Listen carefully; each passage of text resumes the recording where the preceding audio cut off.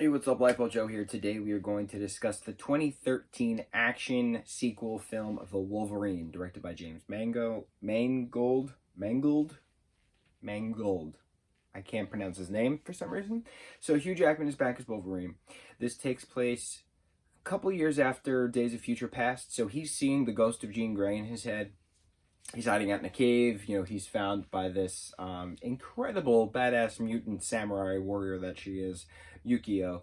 And Yukio is tasked to bring him back to Japan to say goodbye to an old friend of his, Yoshida, who he saved during World War II in 1944 1942? Whenever the bomb dropped on Nagasaki, Wolverine had saved this Yoshida character. They were discussing his mutant abilities. Yoshida went on to become very, very prosperous within Japan. Has Yoshida Industries. It's a big tech company. So, he wants to say goodbye before his passing. So, Yukio, she takes him to Japan, where he meets Mariko, who is the granddaughter of Yoshida. But there's a lot of control issues going on. Her father is trying to kill her with the Yakuza because she's too weak to take on the company, because the grandfather's leaving everything to the granddaughter. It's a lot of family scandal, but I love the family compound that a lot of the movie takes place in, because there's this whole very serene gardenscape in the middle of this square rectangular structure, and it has a point. This is just the artistic mind that I'm appreciating the architecture of this. There's a pathway that starts in one corner and then swivels through to the other corner, but there's water, there's beautiful bonsai. It's just, I love it. I love the landscaping of it. It's a little nerdy part of that. So it's interesting to see the Wolverine in Japan. How can he save this girl, Yukio? How can Yukio and Wolverine protect Mariko to make sure that nothing happens to her? Who hired the Yakuza? Her father did. It's a lot of back and forth, but it's a matter of what other sinister plot points are there.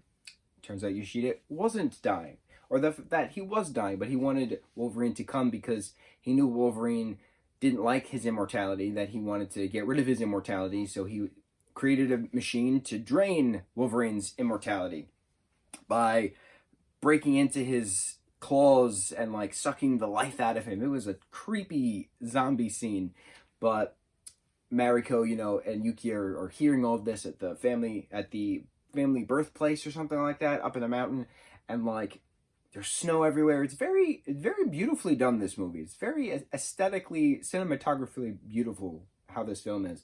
But it's cool having Mariko just, shoved Wolverine's severed claws into her grandfather, who's now young, but is a monster. So Wolverine just picks him up with his now bone claws and goes, "You wanted me to say goodbye? Sayonara." Throws him out the building, dead.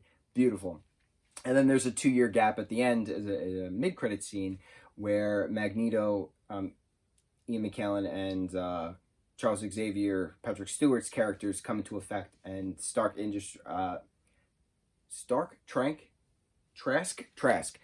Industries has a advertisement going on in this airport.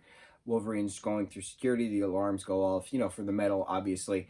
But Magneto appears to him, and then Charles Xavier appears to him in his wheelchair. And Wolverine's like, "How?" Because he saw him disintegrate. And Professor X goes, "I told you when we first met, Logan, you're not the only one with gifts." So it's how did Charles Xavier go from a conscious mind in a comatose patient to his physical self back in a wheelchair? Mystery. But now this leads into Days of Future Past because of the whole Sentinel beings that are created by the Trask Industries that are going to try to eliminate all mutants. That's the purpose of Days of Future Past. So it's an incredible, it's the best X-Men film, hands down, without a doubt. Days of Future Past. We will get to that eventually. But yeah, I love the Wolverine, 2013's Wolverine. I love that warrior aesthetic. There's ninjas in it. There's samurai in it. It's just, I like that honor code that certain Asian films have. You watch any Korean film, it has this honor code kind of a thing.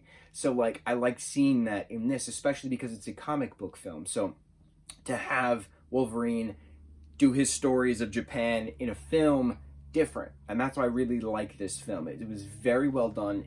It was aesthetically beautiful. That's the best way to say it. Aesthetically pleasing to the eye. I love the Wolverine. So I got. Mahalo.